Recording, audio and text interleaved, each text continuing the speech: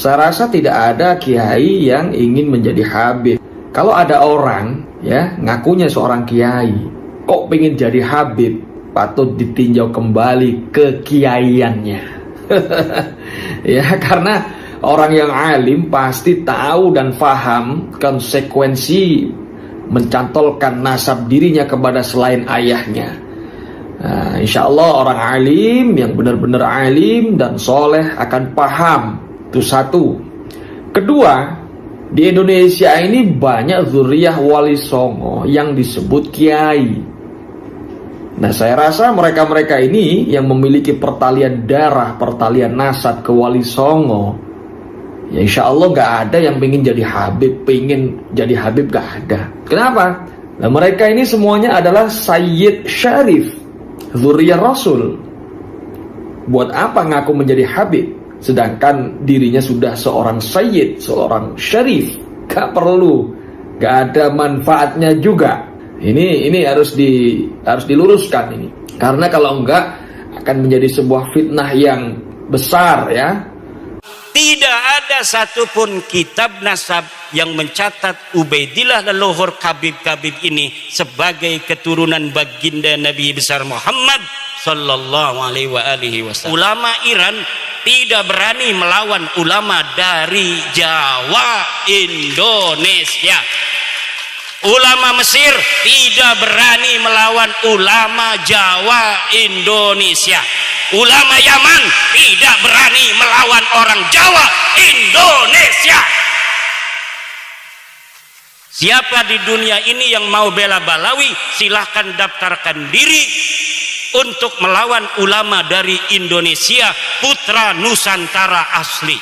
Ini Balawi ini miripnya dengan orang suku Kalas di India, daratan India. Sekarang masuk ke Pakistan. Makanya wajahnya mirip wajah India. Dan siapa namanya itu, reporter dari Balawi perempuan, Najwa Shihab, itu telah dites DNA 48% DNA-nya orang India. DNA-nya Najwa Shihab itu silakan lihat di Google, 48% orang India. Saya cari orang India yang garis lakinya itu haplogrup G, itu suku apa? Suku Kalas yang ada di India dan suku Paswan yang ada di India. Mereka mempunyai keunikan tersendiri. Jadi haplogrup G ini punya satu keunikan. Dulu ketika mereka masuk agama Yahudi di abad 10 Masehi, mereka mengaku keturunan Nabi Ishak yang ke-13. Ketika mereka ada di India, di Kalas, di dataran Pakistan sekarang, mereka mengaku keturunan Alexander Agung. Ketika ada di India beragama Hindu, mereka di suku Paswan mengaku sebagai keturunan daripada Dursusana. Ketika di Islam di Indonesia dan di Yaman, mereka mengaku sebagai keturunan baginda Nabi besar Muhammad sallallahu alaihi wasallam. Di Indonesia mereka nyangkol-nyangkol juga kepada pahlawan-pahlawan Indonesia. Ada yang mengaku keturunan Hamengkubuwono, ada yang mengaku sebagai keturunan Sunan Giri. Jalur lakinya kami dari Balawi, jalur perempuannya dari Sunan Gunung Jati. Ada yang ngaku ke Banten.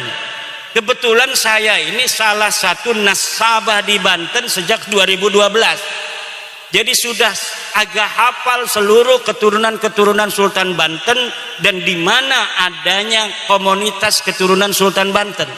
Ada seorang Balawi ngaku keturunan Sultan Banten dari ibunya katanya. Dari siapa? Dari Pangeran Mesir bin Sultan Ageng Tirtayasa. Saya langsung hubungi keturunan Sultan Mesir yang ada di Pontang, dekat dengan Kresek, masuk Kabupaten Serang. Betul nggak ada susunan nasab seperti ini yang dari keluarga Pangeran Mesir? Ini bohong Kiai, ini palsu. Palsu. Orang mengkritik mengkritik mereka, kata Novel Anidrus, orang yang berani mengkritik Habib itu adalah dajjal. Tidak ada itu dalam ajaran. Orang yang mengkritik Rasulullah aja, Rasulullah nggak pernah bilang yang mengkritik beliau itu dajjal. Sahabat beberapa kesempatan diriwayatkan pula itu bermusyawarah dengan Rasul, bertanya, wahai Rasul, apakah pendapatmu ini berdasarkan wahyu, apakah berdasar pendapatmu sendiri? Kalau berdasarkan wahyu kita harus ikuti, kalau berdasarkan pendapatmu, bolehkah kami memberikan masukan apa yang seharusnya kita lakukan dalam perang ini? Itu aja Rasulullah. Apalagi manusia biasa. Manusia biasa itu Bapak Ibu, kalamuhu yuraddu wa yuqbalu qauluhu illa sahibah hadal qabri. Kalimatnya, kata-katanya, pendapatnya itu boleh diterima, boleh ditolak, illa sahibah hadal qabri, kecuali baginda Nabi besar Muhammad. Lalu ajaran yang mengatakan orang mengkritik Habib itu adalah dajjal dari mana? Kalau bukan dari ajaran Islam. Mungkin mereka punya ajaran agama lain yang tidak ada dalam ajaran agama kita. Dalam agama kita, inna akramakum indallahi atqakum. Seluruh manusia itu sama. Sesungguhnya orang yang paling mulia di antara kalian adalah orang yang paling bertakwa. Kata mereka yang paling mulia adalah kabaib. Walaupun tidak ibadah, walaupun tidak sholat, walaupun tidak alim, mereka tetap mulia karena kemuliaan mereka adalah zat. Sedangkan orang alim, kiai, polisi, presiden itu sifat kemuliaannya. Kalau dia sudah tidak jadi presiden, dia tidak mulia lagi. Kalau kiai gila, katanya tidak mulia lagi. Tapi kalau kabaib, dia gila, tetap dia mulia. Kenapa? Karena di dalam dirinya ada darah Rasulullah. Dulu tuh nggak laku lagi, Beb. Jangan ngomong-ngomong gitu lagi. Nanti diketawain orang Banjarnegara. Nanti diketawain orang Purbalingga. Nanti diketawain anak-anak Nusantara. Anak Nusantara hari ini sudah tahu ente bukan turunan Nabi. Kalau ente ngomong dengan ilmu kita terima. Tapi kalau ente ngomong lagi dengan doktrin-doktrin, tidak ada lagi tempat bagimu.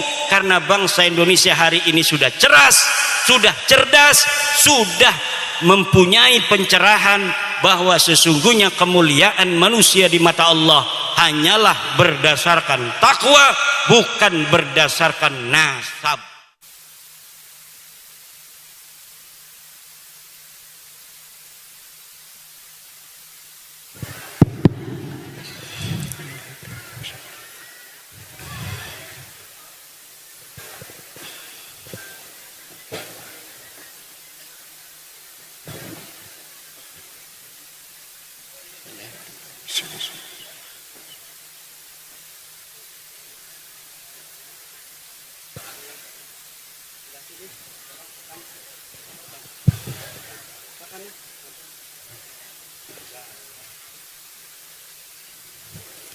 Assalamualaikum warahmatullahi wabarakatuh.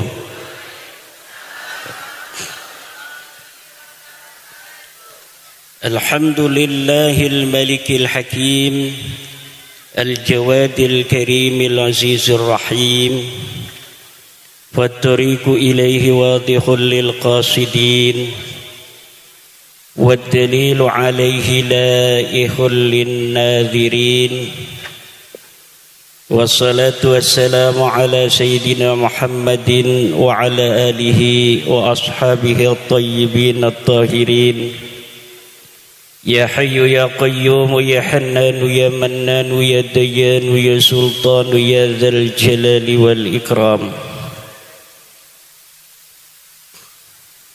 أما بعد Faya ashabal fadail, para alim, para ulama Banjarnegara, wabil khusus sahibil fadilah, sahibil makan, sahibil ma'had,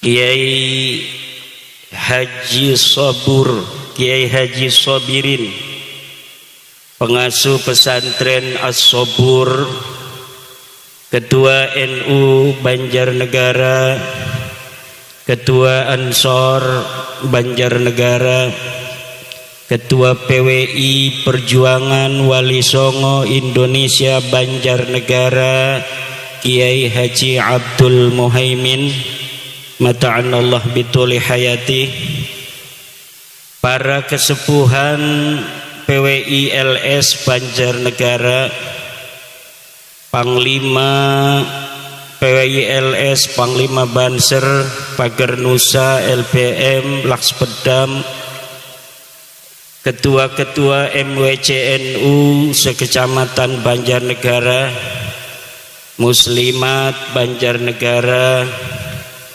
Bapak dari Kepolisian Republik Indonesia, dari Tentara Nasional Indonesia, para ibu, para bapak, para wali santri Pondok Pesantren As-Sobur, hadirin ma'asyiral muslimin rahimakumullah. Dengan menjelajahi hutan belantara yang jalannya dikelilingi oleh pemandangan yang indah, pohon-pohon durian dan aneka ragam nabati yang ada di pinggir-pinggir jalan, akhirnya menyampaikan saya ke tempat yang diberkahi Allah pada hari ini, yaitu Pondok Pesantren As-Sobur di Kampung Lemah Jaya. Sekali jaya, lemahnya tetap jaya. Amin. Pondoknya namanya As-Sobur, kiainya namanya Kiai Sobir, Sobirin. Kalau Kiai Sobirin itu min itlaqil jam'i tafa'ulan likasratis sabri. Tafa'ul namanya satu orang, Kiai Sobirin, tapi bahasa Arabnya Sobirin itu orang-orang yang sobar. Jadi diberikan nama jamak tafa'ulan likasratis sabri wal barakah. Sobirin ini isim fa'il, ismun yadullu ala man qama bihil fi'lu. Wa bin nisbati li Kiai Sobirin ismun yadullu ala man qama bihi sabru, nama yang diberikan untuk orang yang di situ ditafauli, mudah-mudahan punya kesabaran. Pondoknya itu masih isim fa'il, tapi isim fa'ilnya ini udah isim fa'il mubalaghah, bukan hanya yadullu ala man qama bihi sabru, tapi as-sabur ismun yadullu ala man qama bihi sabru ala sabilit ta'kidi wat taqwiyati wal mubalaghah, karena namanya sighat mubalaghah. Sighat mubalaghah itu fa'ulun, fa'ilun, fi'ilun, fa'alun, fa'ilun. As-sabur itu artinya orang yang betul-betul sabar. Jadi lebih hebat dari as-sabir orang yang bersabar. Kalau orang yang sabarnya biasa, itu pakainya hanya isim fa'il, as-sabir. Tapi kalau sudah pakai as-sabur, ismun min asma'illahi ta'ala fil asma'il husna al-akhir, itu yadullu ala ma'na taqwiyati wat ta'kidi wal mubalaghah. Maknanya betul-betul kuat. Apa yang diinginkan oleh Kiai Sobirin dengan menamakan pondoknya ini As-Sobur, santri-santrinya nanti punya kesabaran yang luar biasa, lebih dari gurunya. Karena semua kiai pengen muridnya lebih dari dirinya. Hada alimun hakikiyun, guru yang hakiki, muallimun hakikiyun, huwa man arada ayyakuna talibuhu a'la minhu darajatan wa ilman. Orang yang menginginkan muridnya lebih baik dari dirinya, ilmunya dan derajatnya, itulah kiai. Jadi kalau ada kiai dengar muridnya jadi kiai, bahagia banget. Kalau Habib dengar muridnya jadi Habib, marah dia. Betul apa tidak? Ada Kabib dengar muridnya jadi Kabib, marah enggak? Marah. Tapi kalau kiai dengar muridnya jadi kiai, luar biasa. Cuma ini lafaz as-sobur tidak ada dalam Al-Quran, Yai. Jadi walaupun segatnya mubalaghah, as-sobur itu tidak ada dalam Al-Quran. Yang ada dalam Al-Quran itu khisobirin. Innallaha ma'as sobirin. Allah itu bersama orang-orang yang sabar. Tapi ada segat mubalaghah, satu segat mubalaghah dari mustaq sobir, as-sobur, itu yang masuk dalam Al-Quran. Inna fi dzalika la ayatil likulli sabarin syakur. Ada itu, pakainya segat mubalaghah sabar. Sabar ini asal mulanya untuk orang yang ahli dalam bidang tertentu. Misalnya dia tukang ikan, dia disebut samak, tukang ikan. Tukang ketawa, dhahak, itu tukang tertawa. Jadi pakai wazan fa'alun, itu maknanya tukang. Nah, ketika kalimat makna menggunakan wazan fa'al, ini maknanya maha. Sabar, sangat sabar. Sabur, sangat sabar. Jadi sabur ada di dalam Asmaul Husna, tapi tidak ada dalam Al-Quran. Sabar itu ada di dalam Al-Quran. Walaqad arsalna Musa biayatina an akhrij qaumaka minadz zulumati ilan nur wa dzakkirhum bi ayyamillahi inna fi dzalika laayatil likulli sabarin syakur. Walaqad arsalna Musa, dan sungguh kami telah mengutus Musa bibayinatin, dengan ayat-ayat Allah, kitab-kitabnya, dalil-dalil yang nyata, hujah-hujah yang balighah. Untuk apa membawa hujah, membawa dalil? An akhrij qaumaka minadz zulumati ilan nur. Untuk engkau wahai Musa, keluarkan kampungmu, orang-orang kampungmu, masyarakatmu dari apa? Minadz zulumati ilan, minadz zulumati ilan. Ini tugas risalah. Tugas apa?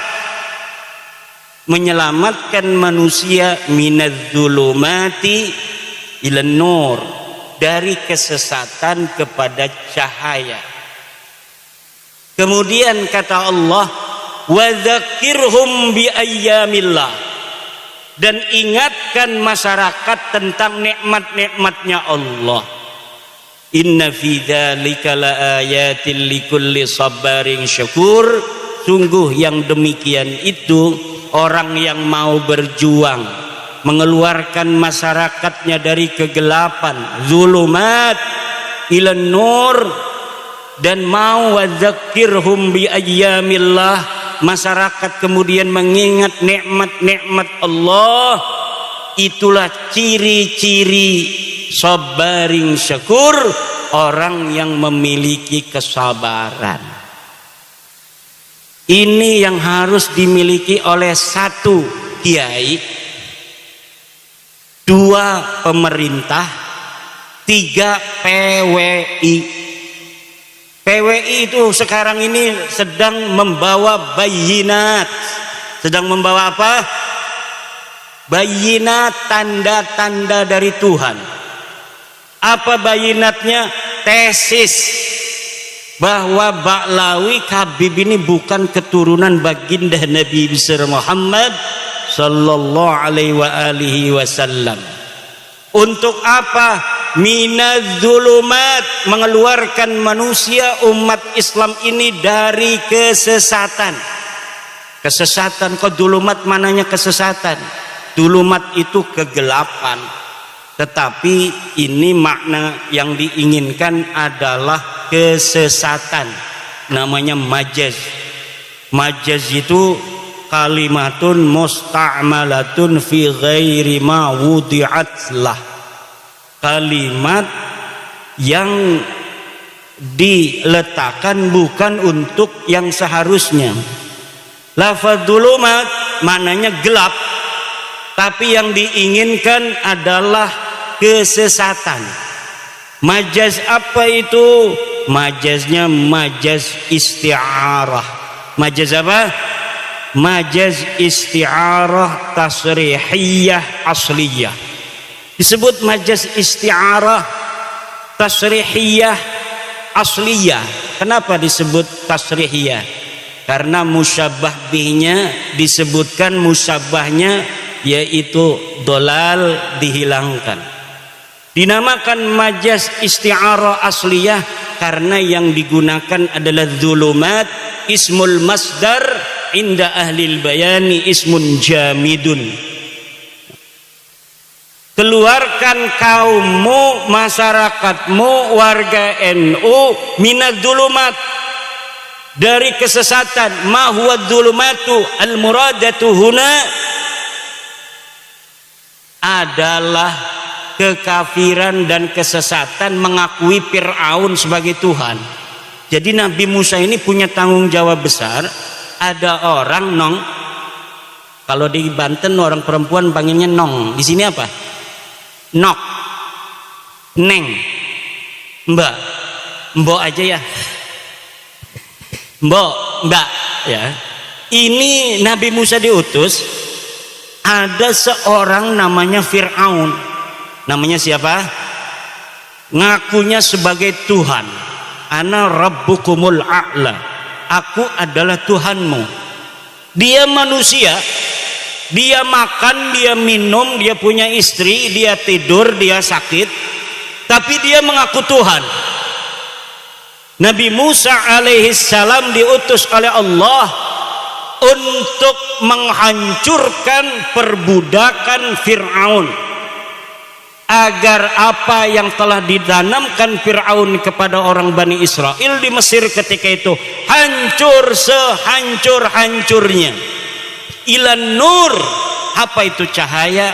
Al-hidayah. Apa itu hidayah? Yaitu kesimpulan ilmiah bahwa yang namanya Fir'aun bukan Tuhan. Kesimpulan ilmiahnya apa? Fir'aun bukan Tuhan. Mana dalilnya Fir'aun bukan Tuhan?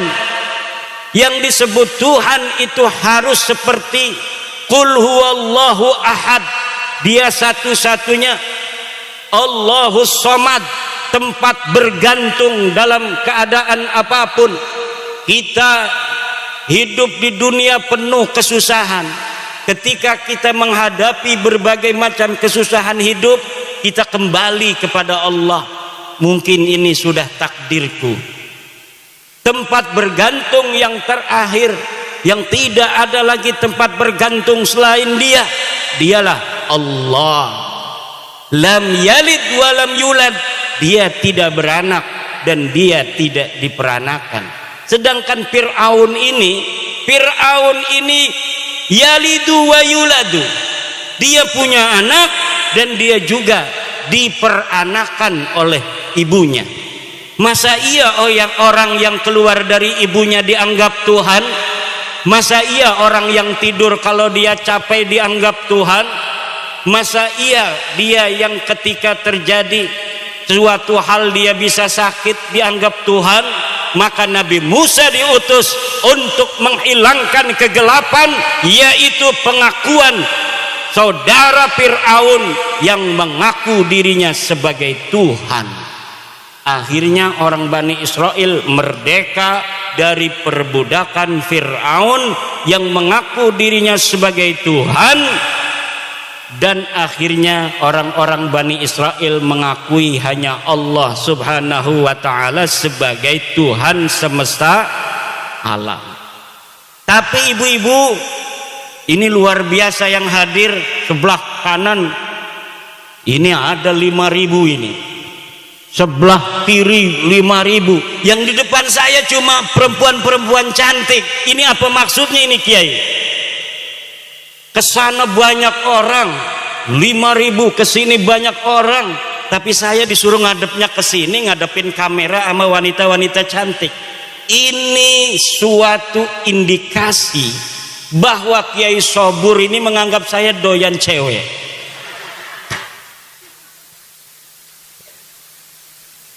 Ndak ya Neng ya, Mbak, karena memang dapatnya di sini kebagiannya ya.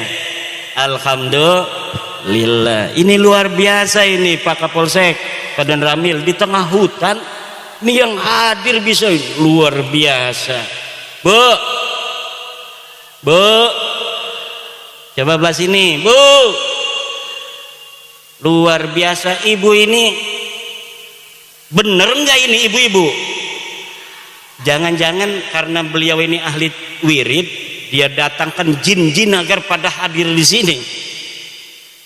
Saya kira ini yang akan datang ini karena di tengah hutan, di tengah gunung, ya paling 100-200 orang. Luar biasa Kiai Sobur ini, berkat kesabaran yang beliau miliki. Akhirnya ketika Allah menjadikan Nabi Musa sebagai orang yang akan merungkadkan Fir'aun, ini Nabi Musa ditakdirkan kecilnya itu lagi bayi, diingu, dididik oleh Fir'aun itu yang akan dia rungkadkan. Makanya tidak heran hari ini yang menjadi pengurus PWI semuanya mantan-mantan kibin semua. Semuanya kibin-kibin semua yang sekarang jadi pengurus-pengurus PWI. Kenapa? Karena mantan-mantan kibin lah yang tahu bagaimana Fir'aun, taktiknya Fir'aun, kesesatannya Fir'aun, dan kelemahannya Fir'aun. Itu Nabi Musa tahu karena Nabi Musa dididik oleh Fir'aun. Mantan-mantan kibin di seluruh Indonesia yang hari ini membentuk PWILS, Perjuangan Wali Songo Indonesia. Kenapa dia begitu semangat? Karena dia tahu bagaimana itu yang namanya Baklawi. Mantan-mantan kena dawir ini yang jadi pengurus nih. Kiai-kiai mantan kena dawir ini jadi pengurus dan jadi para kesepuhan PWILS. Muridnya kadang-kadang 2.000, tapi dia bisa diakalin sama orang yang gak bisa ngaji. Jangankan ngaji kitab, itu Baklawi kadang ngaji Qur'annya aja dari kanan ke kiri. Bener ya, dari kiri ke kanan. Ini tapi dia bisa menjajah para kiai yang sudah hafal kitab Jurmiyah, hafal Fathul Qorib, bisa baca kitab Ihya, baca kitab Jam'ul Jawami', baca kitab Bukhari, tamat, dapat ijazah.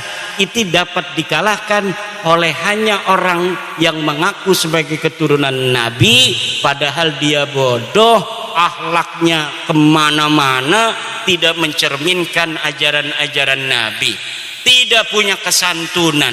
Kalau ceramah kayak anjing gila, mencaci sana mencaci sini. kiai dicaci, masyarakat digoblok-goblokin, pemerintah digoblok-goblokin, presiden digoblok-goblokin, apalagi polisi digoblok-goblokin, tentara digoblok-goblokin, padahal dia sama sekali tidak berilmu, baca Quran ngacak, apalagi baca kitab kuning. Kenapa bisa terjadi selama ini? Di sini karena ada penjajahan spiritual.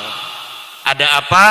Penjajahan spiritual yang dibangun di atas kebohongan dan kedustaan, cerita-cerita palsu, sejarah-sejarah palsu yang kemudian ditanamkan di kita orang-orang Indonesia agar mempercayai mereka sebagai keturunan Nabi. Pas ditanya mana dalilnya nggak punya dalil, ditanya kitabnya nggak punya kitab, ditanya tes DNA-nya melenceng kemana-mana.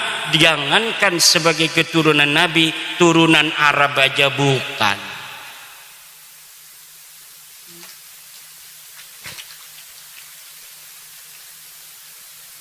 Ini tepuk tangan maksudnya apa, Kiai? Ini tepuk tangan tuh maksudnya apa? Cocok? Bu, cocok? Setuju, Bu? Habib bukan turunan Nabi, setuju? Sebelah sini, Habib bukan turunan Nabi, setuju? Yang keras. Saksikan. Udah 2 kali menyaksikan, orang Purbalingga sudah bersaksi. Sekarang merembet ke Banjarnegara. Ashhadu anna Ba'lawi laisu min durriyatin Nabi sallallahu alaihi wasallam. Ayo bareng-bareng. Ashhadu anna Ba'lawi laisu min durriyati Rasulillahi sallallahu alaihi wa alihi wasallam. Aku bersaksi bahwa sesungguhnya Ba'lawi, Habib bukan keturunan baginda Nabi Muhammad sallallahu alaihi wasallam.